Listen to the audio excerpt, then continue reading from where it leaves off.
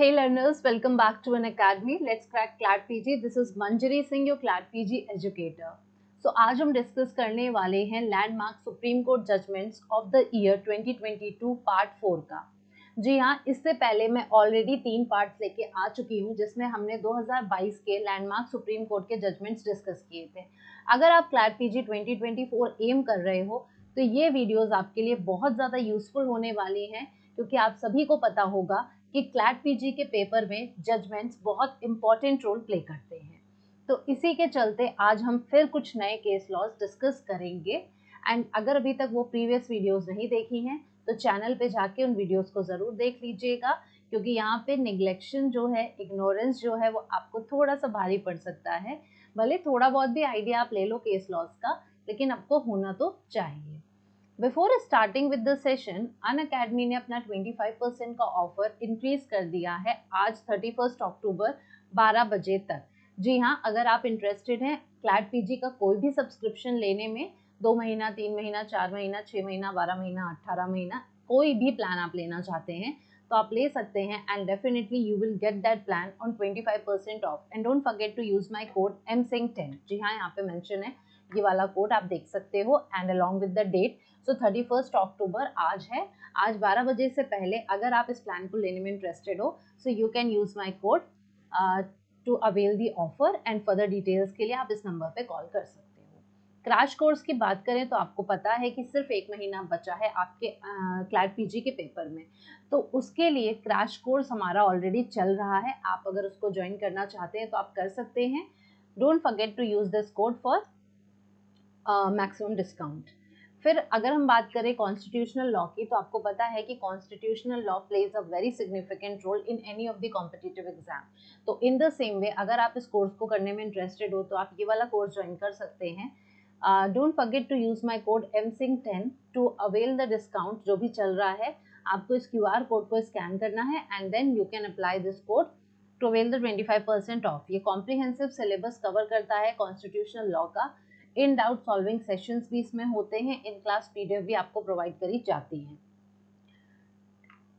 CLAT PG plus programme आप कोई भी ज्वाइन करेंगे तो आपको यहाँ पर काफ़ी सारे बेनिफिट्स मिलने वाले हैं। डेली लाइव क्लासेस हम करवाते हैं, लाइव टेस्ट एंड क्विजेस भी होते हैं, साथ ही यहाँ पर इन क्लास PDF भी आपको प्रोवाइड करा जाता है। ऑल्सो अगर आप CLAT PG की मॉक टेस्ट सीरीज लेने में इंटरेस्टेड हैं तो आप ये मॉक टेस्ट सीरीज 1500 में 20 full length mock test avail कर सकते हैं।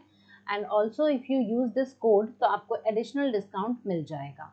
जी हाँ, अगर आपने हमारा बैच ज्वाइन कर रखा है तो वहाँ पर आपको इंडिविजुअली इस मॉक टेस्ट सीरीज को परचेज करने की रिक्वायरमेंट नहीं है, वहाँ पर आपको ये फ्री ऑफ कॉस्ट मिलेगी। लेकिन अगर कोई बैच आपने नहीं लिया है तो फिर यहाँ पर आपको ये परचेज करना पड़ेगा। अनअकैडमी का टेलीग्राम चैनल अगर अभी तक आपने ज्वाइन नहीं किया है तो ये रहा QR कोड, फटाफट से इसको स्कैन करो, इसको ज्वाइन कर लो, जिससे कि आपको सारी अपडेट्स मिलती रहेंगी related to my classes. And also आपका जो भी वीडियोस आएंगी उसका सबका अपडेट्स आपको मिलता रहेगा। यहाँ पे बात आती है कि सबसे पहले केस लॉस की। ठीक है, हम लोग काफ़ी केस लॉस डिस्कस कर चुके हैं, उसी के कंटिन्यूएशन में हम आगे और केस लॉस डिस्कस कर रहे हैं। सबसे पहला केस जो आता है वो है schedule caste belonging to one state can not claim caste paid benefit in another state. देखो, आप सब एस्पिरेंट्स हो, ठीक है, आप सब किसी न किसी एग्जाम की तैयारी कर रहे हो एंड आप पेपर देते रहते हो। आपको ये बात बहुत अच्छे से पता होगी, अगर कोई रिजर्वेशन कैटेगरी वाला है अपने स्टेट में तो उसने ये चीज़ एक्सपीरियंस करी होगी कि आपका जो रिजर्वेशन का कोटा है वो सिर्फ अपने स्टेट में लगता है।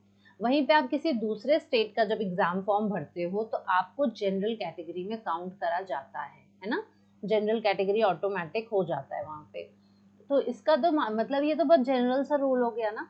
तो ये रूल हर केस में अप्लाई होगा। जब हम एग्जाम दे रहे हैं वहाँ पर अगर ये रूल अप्लाई हो रहा है तो बाकी केसेस में भी होगा। तो in the same way there was the case of Bhadar Ram through LRs versus Jassa Ram and others. यहाँ पे बेंच थी justice MR Shah and AS Bopanna की। इस केस में सुप्रीम कोर्ट ने ये कहा कि अगर मान लीजिए कोई भी शेड्यूल कास्ट का पर्सन है, ठीक है, शेड्यूल कास्ट का पर्सन है जो एक पर्टिकुलर स्टेट को बिलोंग करता है एंड वो एक ऑर्डिनरली और परमानेंट रेजिडेंट है उस स्टेट का। ठीक है, कोई मतलब हम ये नहीं बात कर रहे हैं कि बहुत ही वो क्रीमी लेयर का पर्सन है, ऑर्डिनरी रेजिडेंट है और परमानेंट रेजिडेंट है उस स्टेट का। तो वो दूसरे स्टेट से शेड्यूल कास्ट का बेनिफिट क्लेम नहीं कर सकता। ये किस कॉन्टेक्स्ट में बात हो रही है? ये बेसिकली लैंड के मामले में बात हो रही है। जैसे कि आप देख सकते हो, एपेलेंट जो था वो शेड्यूल कास्ट का था एंड वो स्टेट ऑफ पंजाब में शेड्यूल कास्ट की कैटेगरी को बिलोंग करता था। तो अब वो क्या कर रहा था, वो स्टेट ऑफ राजस्थान में शेड्यूल कास्ट की कैटेगरी का बेनिफिट लेना चाह रहा था, वो क्लेम कर रहा था बेनिफिट स्टेट ऑफ राजस्थान में। तो कोर्ट ने यहाँ पर कहा फॉर द पर्पस ऑफ क्या करने के लिए, क्योंकि he wanted to purchase the land belonging to a schedule caste person of state of Rajasthan. State of Rajasthan के पर्सन, शेड्यूल कास्ट के लोगों को जो लैंड मिल सकती थी, ये वहां पे बेनिफिट क्लेम कर रहा था कि मुझे भी ये लैंड चाहिए, ठीक है। And which was granted to original allottee as schedule caste landless person. तो यहाँ पे कोर्ट ने बहुत क्लियरली मेंशन कर दिया कि भाई अगर आप एक पर्टिकुलर स्टेट के शेड्यूल कास्ट की कैटेगरी के हो, दैट डजंट मीन आपको दूसरे स्टेट में भी वो कैटेगरी का बेनिफिट मिलेगा, आप वहां पर ये बेनिफिट क्लेम नहीं कर सकते हो, ठीक है। Moving further to the next case, evidence recording of child victim or witness of human trafficking to be taken via video conferencing, ठीक है। ह्यूमन ट्रैफिकिंग का जो विटनेस होता है या चाइल्ड विक्टिम होता है, उसका एविडेंस वीडियो कॉन्फ्रेंसिंग के थ्रू रिकॉर्ड होना चाहिए। यहाँ पे क्या केस कह रहा है? केस बात कर रहा है in re children in street situation, case का नाम यहाँ पर ये है। एंड बेंच है justice L Nageswara Rao and justice B R Gavai की। तो यहाँ पर क्या डिस्कस हुआ? सुप्रीम कोर्ट ने एक्सेप्ट कर लिए सजेशंस जो amicus curiae, Gaurav Agarwal and senior advocate Anita Shenoy ने कोर्ट को सजेस्ट किया था relating to standard operating procedure for permissibility of recording evidence of children through video conferencing and directed the same to be put in practice as a regular feature. तो यहाँ पे इन लोगों के द्वारा सुप्रीम कोर्ट को एक सजेशन मिला कि जो एविडेंस है बच्चों का रिकॉर्ड करने का या विटनेस का ह्यूमन ट्रैफिकिंग के केस में, आप उसको वीडियो कॉन्फ्रेंसिंग के थ्रू रिकॉर्ड कराइए। एंड इसी के चलते कोर्ट ने सजेशन को माना एंड कहा कि इसको एक रेगुलर फीचर के तौर पर प्रैक्टिस में लाया जाए। नेक्स्ट जो बेंच है आपकी justice L Nageswara Rao and justice B R Gavai की, उसमें कहा गया कि हम डायरेक्ट करते हैं आरपीसीज को to ensure that child friendly practices are adopted during the examination of the witnesses. जब भी विटनेसेस का एग्जामिनेशन हो रहा है तो चाइल्ड फ्रेंडली प्रैक्टिसेस वहां पर अडॉप्ट की जानी आवश्यक है। कोर्ट ने फर्दर कहा कि जो प्रोसीजर है it need not be restricted only to the period affected by कोविड-19। ऐसा नहीं है सिर्फ कोविड-19 की बात है तभी आप ऐसा करो, ठीक है, आपको रेगुलर में इस चीज़ को इनकॉर्पोरेट करना चाहिए। कोर्ट ने कहा कि कोविड-19 का एक डिवास्टेटिंग इफेक्ट था बच्चों के ऊपर from the lower strata of society, जो एक लोअर स्ट्रेटा को बिलोंग कर रहे थे एंड जो बहुत ही लॉस ऑफ एम्प्लॉयमेंट से गुजर रहे थे, सफ़र कर रहे थे अपने पेरेंट्स के, एंड स्कूल्स भी बंद हो गए थे जिसकी वजह से उनको मतलब कि मजदूरी करनी पड़ी अपने सर्वाइवल के लिए, ठीक। तो कोर्ट कह रही है इट्स नॉट ऑलवेज लाइक कि उनको कोविड-19 से अफेक्ट हो तभी ये सारी चीज़ें हो रही हैं, यहाँ पर ध्यान देना ज़रूरी है हमेशा के लिए रेगुलर तौर पे। थर्ड केस आता है individual freedom can not be taken away without following the prescribed procedure.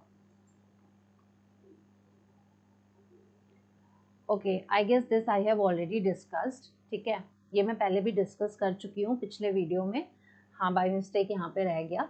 सो इस केस को फिर से बता देती हूँ। यहाँ पे क्या हुआ था कि इंडिविजुअल फ्रीडम को नहीं ली जा सकती without following the prescribe procedure. इसी से रिलेटेड आज एक और केस है हमारे पास। तो state of Manipur and others versus Buyamayum Abdul Hanan के केस में ये कहा गया था, यहाँ पर सुप्रीम कोर्ट ने ये कहा था कि जो राइट ऑफ पर्सनल लिबर्टी और इंडिविजुअल फ्रीडम होता है, जो मोस्ट चेरिश पार्ट है, इसको आप आर्बिट्रेरली टेक अवे नहीं कर सकते हो। आर्टिकल 21 प्रोटेक्ट करता है हमारी लाइफ और पर्सनल लिबर्टी को, तो आप उसको टेक अवे ऐसे ही नहीं कर सकते हो किसी भी तरीके से फ्रॉम अ पर्सन, एक टेम्परेरली तौर पे भी नहीं कर सकते, क्योंकि हम कहते हैं ना कि no person shall be deprived of his life and personal liberty except according to procedure established by law. तो आपको वहाँ पर लाइफ और लिबर्टी को टेक अवे करना ही नहीं है, लेकिन अगर आप कर रहे हो तो in that case you have to follow the procedure which has been established by law. ये बात यहाँ पर कही गई थी, ठीक है, बाकी आप पिछला वीडियो एक बार देख सकते हो। नेक्स्ट केस यहाँ पर है 498A IPC। आप सबको इस सेक्शन के पर्टिकुलर के बारे में पता होगा, हर किसी को मालूम है, ठीक है। आप ये है क्रूएल्टी से रिलेटेड एंड मिसयूज की जब हम बात कर रहे हैं तो ये बहुत ही चर्चित विषय है, क्योंकि 498A जो IPC का है वो सबसे ज़्यादा मिसयूज हुआ जाने वाला सेक्शन है। कई बार लोगों को आपने कहते सुना होगा कि जहाँ पर वुमेन की तरफ राइट्स दे दी गई हैं तो वहाँ उसका मिसयूज़ भी बहुत हो रहा है, क्योंकि उसका गलत फ़ायदा औरतें उठा रही हैं। जी हाँ, कहीं न कहीं औरतें गलत, मतलब हर जगह नहीं कहूँगी मैं, हमेशा 100% नहीं होता, एब्सोल्यूट कोई भी चीज़ नहीं होती है, बट हाँ, कुछ परसेंटेज है जो उसका मिसयूज़ कर रहा है। तो there was a case of Kahkasha Kausar @Sonam and others versus state of Bihar. Bench थी जस्टिस एस अब्दुल नज़ीर की एंड कृष्ण मुरारी की। अब इसमें क्या हुआ, यहाँ पे कोर्ट ने क्या कहा कि जो मैट्रिमोनियल लिटिगेशन है रिसेंट टाइम्स में कंट्री में, ये बहुत ज़्यादा बढ़ गया है, ठीक है, बहुत ज़्यादा लिटिगेशन के केसेस बढ़ रहे हैं। अच्छा, रीज़न भी इसका एक है कि पहले के लोग जो थे, पहली बात तो women were not independent, ठीक है, women were dependent on their husband only and they were like कि हमारा पति जैसा भी व्यवहार हमारे साथ कर रहा है, जो भी है सब एक्सेप्टेबल है। पहले के लोग डाइवोर्स वगैरह के बारे में सोचते नहीं थे, क्योंकि औरतों को यही होता था कि हम, अगर हमारे पति ने हमें छोड़ दिया तो हम कहाँ जाएंगे, हम कैसे सरवाइव करेंगे, ठीक है, हमें तो 2 वक्त की रोटी कौन देगा, हम मायके जा नहीं सकते हैं, वहाँ पे बातें हमें हमारे घर वाले सुनेंगे तो उनको दुख होगा, फिर हम अकेले कैसे सरवाइव कर पाएंगे। बहुत सारे इश्यूज थे जिसकी वजह से डाइवोर्स, ऐसा नहीं है कि पहले लड़ाइयाँ नहीं थी, ऐसा नहीं है पहले एडजस्टमेंट नहीं थे, सारी चीज़ें तब भी थी, सारी चीज़ें आज भी हैं। रीज़न ये है कि लोगों ने आवाज़ उठाना सीख लिया है, लोग अपने राइट्स के अगेंस्ट खड़े होते हैं, ठीक है, उनको लगता है कि हाँ, हमारे साथ गलत हो रहा है। मैं ये नहीं कह रही कि हर छोटी-मोटी लड़ाई पे खड़े हो जाओ, भाई ऑब्वियस सी बात है, हर रिलेशन में ये सारी चीज़ें होती हैं। बट नहीं, जहाँ पर मेजर इश्यूज़ हैं, ठीक है, जहाँ पर जैसे पहले फिज़िकल अब्यूज़, डोमेस्टिक वायलेंस हो रहा है, तब भी लोग सहन करते थे। उनको होता था नहीं ठीक है, कोई बात नहीं, हमारा पति ये मार रहा है ना, कोई बात नहीं, मार खा लेंगे। ये सारा एटीट्यूड था पहले औरतों के अंदर, लेकिन अब वो नहीं सहन सकते ना, हर चीज़ नहीं सह सकते। तो यहाँ पे कोर्ट कह रही है कि मैट्रिमोनियल लिटिगेशन जो हमारी कंट्री में है वो सिग्निफिकेंटली बढ़ रहा है, एंड जो ग्रेटर डिसअफेक्शन एंड फ्रिक्शन है, मतलब हमारे इंस्टीट्यूशन ऑफ मैरिज के आसपास बहुत डिसअफेक्शन देखने को मिल रहा है।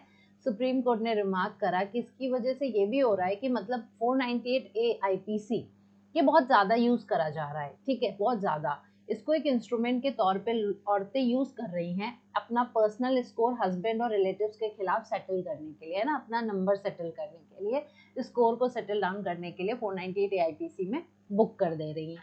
तो इन दिस रिगार्ड जो बेंच थी जस्टिस अब्दुल नज़ीर और कृष्ण मुरारी की, उन्होंने फर्दर मेंशन करा कि अगर 498 IPC का इनकॉर्पोरेशन है तो क्या किया गया था भाई, इसको क्यों इनकॉर्पोरेट करा गया था, इसको लाने का उद्देश्य क्या था। लाने का उद्देश्य था जेन्युइनली जो महिलाएं पीड़ित हैं, जेन्युइनली जो महिलाएं पति से, उनके रिलेटिव से, मतलब इन लॉज से पीड़ित हैं, जेन्युइनली जिनका हरासमेंट होता है, डाउरी के कनेक्शन में हरासमेंट होता है, उनके लिए लाया गया था। ये नहीं था कि आप इसका मिसयूज करो। भाई कल तक आपका पति अच्छा है, आपके लॉज अच्छे हैं तो सब कुछ सही था। मान लीजिए एक दिन उन्होंने कोई आपकी बात नहीं मानी, अब आपने कहा धमकी दे रहे हो आप, हम तो क्रुएल्टी के चार्जेस लगा देंगे, हम तो तुम्हें अंदर करा देंगे। तो दिस इज नॉट डन, है ना, and people are doing that thing. तो यहाँ पे कोर्ट कह रही है कि भाई हम 498A लेके आए थे, जिसका एम था preventing cruelty committed upon a women by her husband and her in-laws by facilitating rapid state intervention. हमने स्टेट को इंटरवीन कराया, हमने कहा ये मामला ऐसा है जो मियाँ बीबी के बीच में नहीं रहेगा, जो चार दीवारी के अंदर नहीं रहेगा, स्टेट को इसमें इंटरवेंशन करना पड़ेगा। क्यों हमने सोचा ऐसा, क्योंकि हमें लगा भाई कि ये इंस्टीट्यूशन ऑफ मैरिज को कहीं से भी प्रोटेक्ट नहीं कर रहा है, ये एक्ट ऐसा है जिसको डिफेंड किया ही नहीं जा सकता, इसलिए हमने स्टेट को इंटरवीन करने का सोचा, बट इसका तो मिसयूज हो रहा है। ठीक, कोर्ट ने ये भी कहा again, Arnesh Kumar versus state of Bihar, you people must be knowing this case. इस केस को कई बार, इनफैक्ट अगर मैं अभी, जैसे मैं एक सीरीज जो चला रही हूँ, एंड ऑल्सो मैंने आपको बताया है कि मैं स्पेशल लाइव फ्री क्लासेस भी लेती हूँ अनअकैडमी पे, तो आप वहाँ पे भी जाके मुझे सर्च कर सकते हो, मेरी प्रोफाइल को सर्च करना Manjari Singh, and you will find special free live classes. उसके लिए आपको कोई चार्ज नहीं देना है। तो आप वहाँ पे जजमेंट्स की सीरीज देखोगे मेरी, जिसमें मैंने कई सारे जजमेंट डिस्कस किए हैं, अलॉन्ग विद जजमेंट्स पे बेस्ड मैंने क्वेश्चंस भी प्रैक्टिस कराए हैं। तो आपको मिलेगा ये एक अच्छा खासा चंक कंप्लीट करने के बाद, यू विल रियलाइज कि अरनेश कुमार के केस को कोर्ट ने बहुत सारे केसेस में कोट कर रखा है। समझ रहे हो, इससे पता चलता है कि इस पर्टिकुलर केस की इंपॉर्टेंस कितनी है। तो this was a landmark judgement, no doubt, Arnesh Kumar state of Bihar. यहाँ पे वैसे तो मैं बहुत डिटेल में इस वाली सीरीज में यूट्यूब में नहीं बताती हूँ, मैं आपको वहां पर मिलूंगी डिटेल में बताते हुए, बट स्टिल कुछ चीज इंपॉर्टेंट थी तो मैंने मेंशन कर दिया। द फैक्ट कि 498 IPC एक cognizable and non bailable offence है, it has lent it a dubious place of pride amongst the provisions that are used as weapon rather than shield by disgruntled wives. ठीक है, ये आपको shield की तरह दिया गया था, ये आपको आपकी सलामती के लिए, प्रोटेक्शन के लिए दिया गया था, लेकिन हो क्या रहा है, ये वाइफ्स जो हैं they are using this particular section as a weapon, अपने खिलाफ हथियार की तरह इसको यूज कर रही हैं। ठीक है, अपने खिलाफ नहीं, सॉरी, सामने वाले के खिलाफ। जो सिंपलेस्ट वे है हैरेस करने का is to get the husband and relatives arrested, है ना। सिंपलेस्ट वे क्या दिखता है आज की डेट में लड़कियों को, कि भाई हैरासमेंट के चार्जेस लगा दो पति और उनके इन लॉस पे। इन अ क्वाइट नंबर ऑफ केसेस जो बेड रिडन ग्रैंडफादर्स हैं, मतलब बिस्तर पे पड़े हुए हैं ग्रैंडफादर्स, ग्रैंड मदर्स, ठीक है, हस्बैंड की, पति के साइड की, एंड जो सिस्टर्स अब्रॉड में रह रही हैं कितने सालों से, उनको भी अरेस्ट किया गया है। कोर्ट इस बात पे कह रही है, कोर्ट बता रही है कि देखो मतलब कितना गलत उपयोग है कि भाई बेड पे पड़ा आदमी तुम्हें क्या सताएगा, अब्रॉड बैठी सिस्टर तुम्हें क्या कर रही होगी, सिस्टर इन लॉ, लेकिन उन लोगों को भी जेल जाना पड़ा है। ऐसी ऐसी परिस्थितियां भी आई हैं। ठीक है, now next case here come gender gap for employment in bars stems from stereotypical notions। Stereotypical इस वर्ड को पढ़ते ही मुझे तुरंत याद आता है कि सुप्रीम कोर्ट की एक हैंडबुक आई है जिसमें उन्होंने कहा है कि अब हम जेंडर स्टीरियोटाइप्स को मिटाएंगे। ठीक है, एंड अब से कोर्ट में उन्होंने प्रॉपर एक डिक्शनरी दी, हैंडबुक दी, जिसमें कहा गया कि अब से इन चीज़ों के लिए ये पर्टिकुलर शब्द यूज किए जाएंगे। तो यहाँ पर बात हो रही है, there was a case of bar employment. ठीक है, बार्स में जो भी लोग परफॉर्म करते हैं उनके एम्प्लॉयमेंट की बात हो रही है, जिसपे कैप लगा दिया गया था कि इतने से ज़्यादा परफॉर्म नहीं कर सकते हैं। तो there was a case of hotel Priya, a proprietorship versus state of Maharashtra and other, bench थी justice K M Joseph and S Ravindra Bhat की। क्या हुआ था इस केस में, तो सुप्रीम कोर्ट ने यहाँ पर ये डे जरा इग्नोर कर दिया करो, ठीक है, ये रह जाता है हटाने को।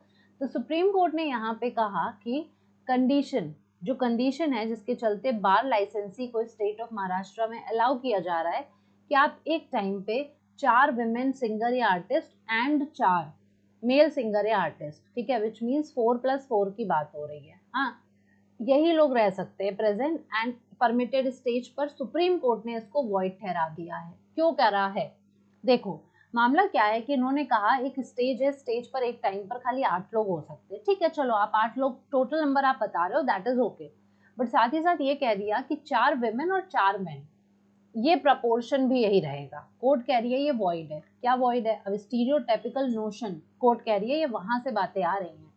जो बेंच थी justice K M Joseph and Ravindra Bhat की, उन्होंने ये कहा कि जो जेंडर कैप लगा रखा है ये एक स्टीरियोटिपिकल व्यू से निकल के आता है कि विमेन जो बार या एस्टैब्लिशमेंट में परफॉर्म करती हैं एपेलेंट्स की तरह, वो एक सर्टेन क्लास ऑफ सोसाइटी को बिलोंग करती हैं। ठीक है, मतलब आपने 8 बोल दिया, अब 8 आप बोल रहे हो, उस 8 में हम 8 वुमेन को रखो, क्या दिक्कत है, कि 4 विमेन और 4 मेन रहेंगे, ये आप कहाँ से डिसाइड कर रहे हो। तो condition imposing a gender cap as to the number of women or men who can perform in orchestras and bands in bar license under rules 1960 and other elite provision is void। Court कह रही है ये सब void है। ठीक है, चाहे orchestra हो, चाहे बैंड हो, चाहे बार हो, जो कुछ भी है, अगर वहां पर आप एक जेंडर कैप लगा रहे हैं वुमेन और मेन की परफॉर्मेंस को लेके, तो ये void है।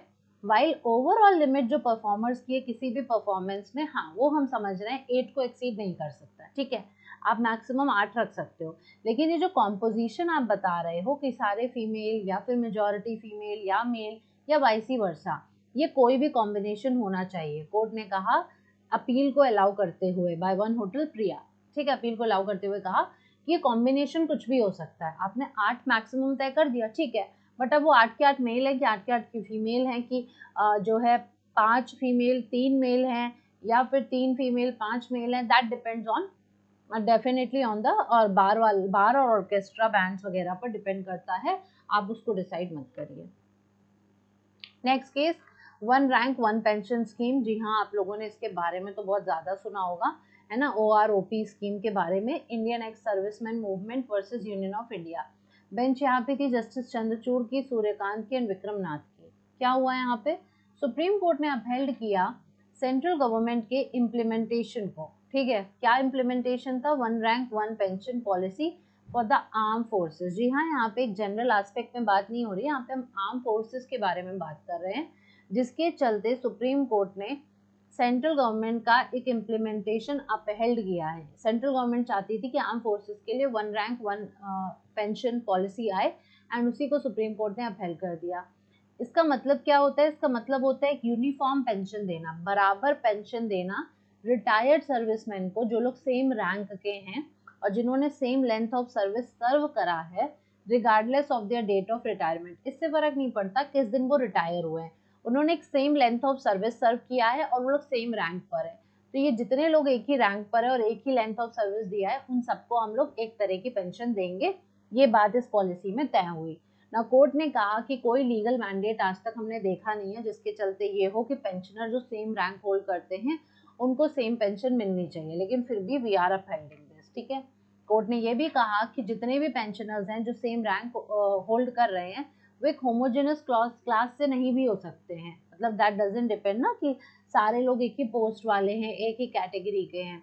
जब आप सेम रैंक की बात करो तो अलग अलग डिपार्टमेंट्स टाइप की भी चीज़ें हो सकती हैं। कोर्ट ने फर्दर रिमार्क करा कि जो न्यू पेंशनरी बेनिफिट है it can be made applicable from अब ये जो न्यू पेंशनरी बेनिफिट है इसको प्रोस्पेक्टिव डेट से करेंगे, पीछे से रेट्रोस्पेक्टिव नहीं करेंगे, आगे से करेंगे, विद द ओनली कंडीशन कि it can not split up a homogeneous class. ठीक है, इस कंडीशन के साथ रखेंगे कि जो होमोजेनिटी है वो मेंटेन रहे।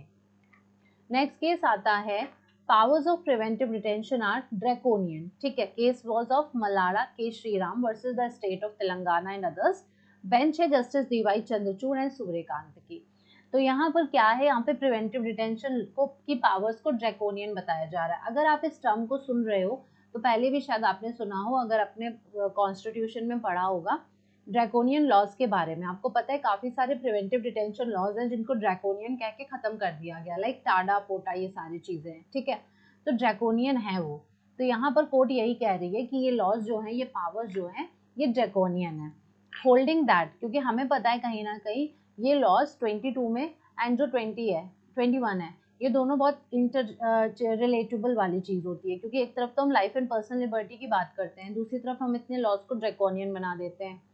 तो यहाँ पर कहा गया कि जो पर्सनल लिबर्टी है एक्यूज की, एब्सोल्युटली उसको हम सैक्रिफाइस नहीं कर सकते प्रिवेंटिव डिटेंशन के तौर पे, है ना। जस्ट बिकॉज हम कह रहे हैं कि प्रिवेंटिव डिटेंशन है यहाँ पे, दैट डजंट मीन कि आप किसी की पर्सनल लिबर्टी को सैक्रिफाइस कर दोगे, क्योंकि जस्ट बिकॉज वो पर्सन किसी क्रिमिनल प्रोसीडिंग में इम्प्लीकेट है।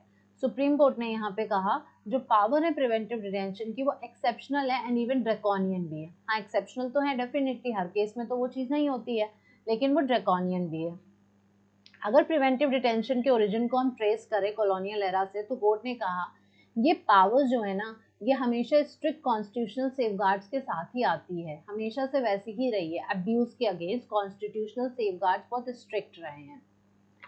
मूविंग फर्दर, जो आर्टिकल 22 है कॉन्स्टिट्यूशन का, it was specifically inserted and extensively debated in the constituent assembly. इस पे कोर्ट कहती है, डिवीजन बेंच यहाँ पे अपना व्यू देती है कि अगर हम आर्टिकल 22 की बात करें तो जब कॉन्स्टिट्यूएंट असेंबली में डिबेट्स हो रही थी तो वहाँ पर इसको स्पेसिफिकली इंसर्ट किया गया था और इसके बारे में बहुत ज़्यादा डिस्कशन भी हुआ था, ये इंश्योर करने के लिए जो एक्सेप्शनल पावर्स हैं इसकी वो ऐसे ना यूज हो, इस तरीके से ना यूज हो कि एक आर्बिट्रेरी एक्सरसाइज बन जाए स्टेट अथॉरिटी की, है ना।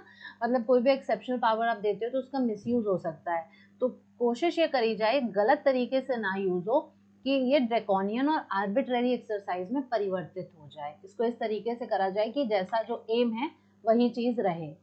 नेक्स्ट केस आता है every sinner has a future, judgement commuting death sentence of rapist.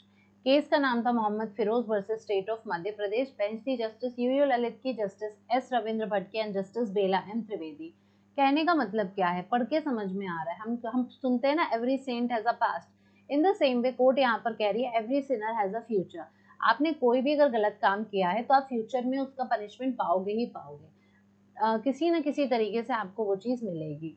हुआ क्या, यहाँ पे डेथ सेंटेंस को लाइफ इम्प्रिजनमेंट में कम्यूट किया है कोर्ट ने एंड रेपिस्ट के, ठीक है, रेपिस्ट के डेथ सेंटेंस को, तो उसी के टाइम पे बात कही जा रही है। वाइल कम्यूटिंग द पनिशमेंट को कम्यूट करते हुए जो एक पर्सन को दिया गया था who was accused of rapping and killing a 4-year-old girl, 4 साल की बच्ची का रेप करके उसको मार दिया था, उस पर्सन का यहाँ पनिशमेंट कम्यूट कर दिया गया है, डेथ सेंटेंस से उसको लाइफर में कर दिया। एंड इस बात पे जस्टिस बेला एम त्रिवेदी ये रिमार्क दे रही हैं कि only difference between the saint and the sinner ये होता है कि हर एक सेंट का एक पास्ट होता है, वो पास्ट में जो करके आया है फ्यूचर में वो सेंट बन के उस चीज़ों को उसका प्रायश्चित कर रहा है, सुधार कर रहा है।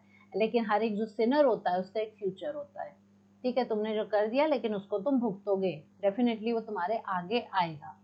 तो bench was also of the view कि one of the basic principle of restorative justice, restorative justice, ठीक है, हम लोग एम करते हैं ना रेस्टोरेटिव जस्टिस की हम बात करते हैं। बेंच यहाँ पे कह रही है अगर हम कहें रेस्टोरेटिव जस्टिस के चलते हम डेथ सेंटेंस को कम्यूट करवा रहे हैं, तो बेसिक प्रिंसिपल इसका क्या है, सुप्रीम कोर्ट ने जो इतने सालों में समझा वो ये था कि ऑफेंडर को एक अपॉर्चुनिटी दी जाए कि वो उसने जो भी डैमेज कॉज किया उसको वो रिपेयर कर सके एंड वो एक सोशली यूजफुल इंडिविजुअल बन सके। जब वो जेल से छूटे, जेल से जब निकल के आए तो वो एक अच्छा आदमी बने।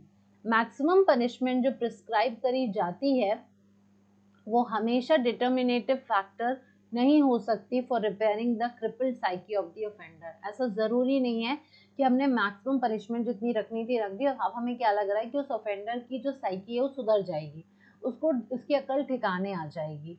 कोर्ट यहाँ कह रही है कि ऐसा ज़रूरी नहीं है। ठीक है, तो बट वही बात है कि जो जैसा कंडक्ट करता है उसको वैसा मिलता है। नेक्स्ट केस आता है matters relating to a crime must be dealt with by a court of law and not through a TV channel. ठीक है, ये सब तो आपको पता ही है भाई। आज के केस में, आज की डेट में कोई भी केस होता है तो मीडिया ट्रायल सबसे पहले हमें दिख जाता है ना। टीवी पे हमें सब कुछ पता चल रहा है, अच्छा ये हो रहा है, अभी यहाँ जा रहा है, वो वहाँ जा रहे हैं, सब कुछ टीवी पे हो जाता है। एक केस था Venkatesh at the rate Chandra and another etcetera versus state of Karnataka, जिसमें बेंच थी justice UU Lalit and justice PS Narasimha की।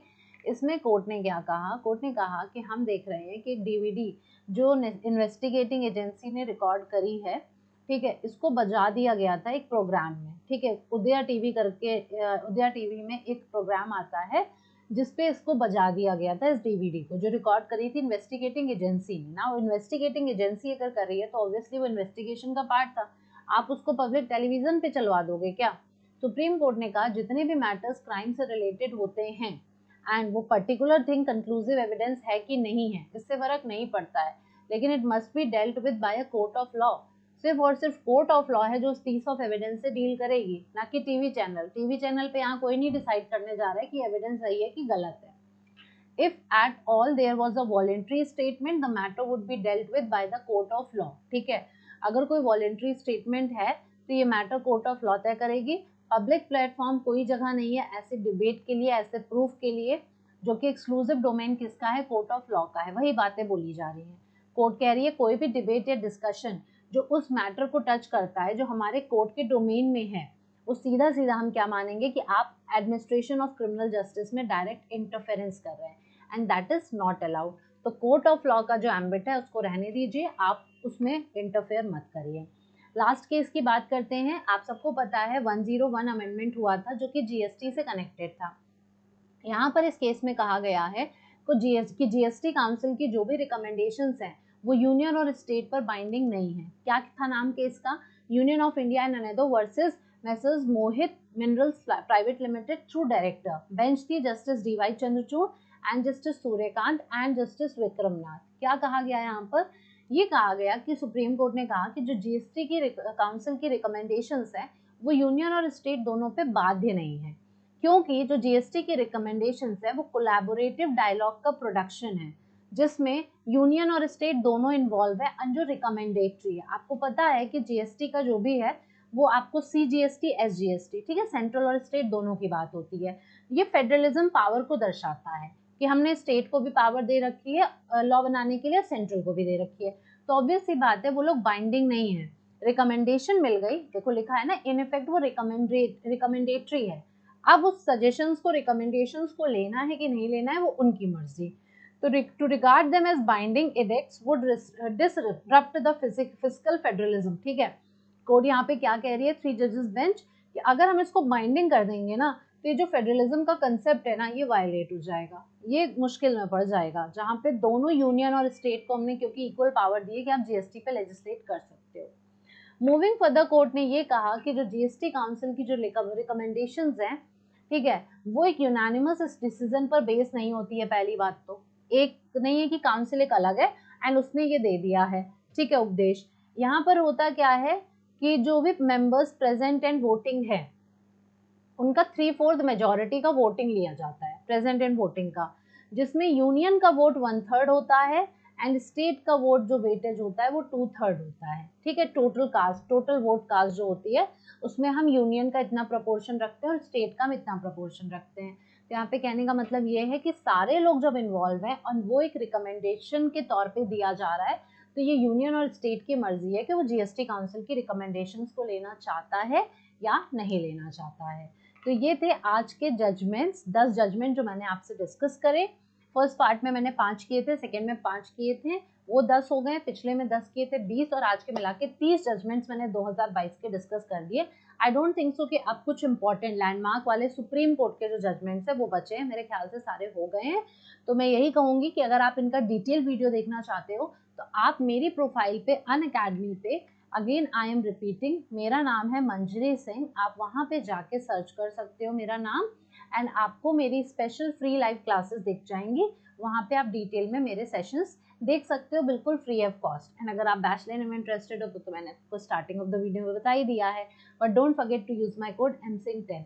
सो आई होप आपको ये सेशन यूजफुल लगा होगा।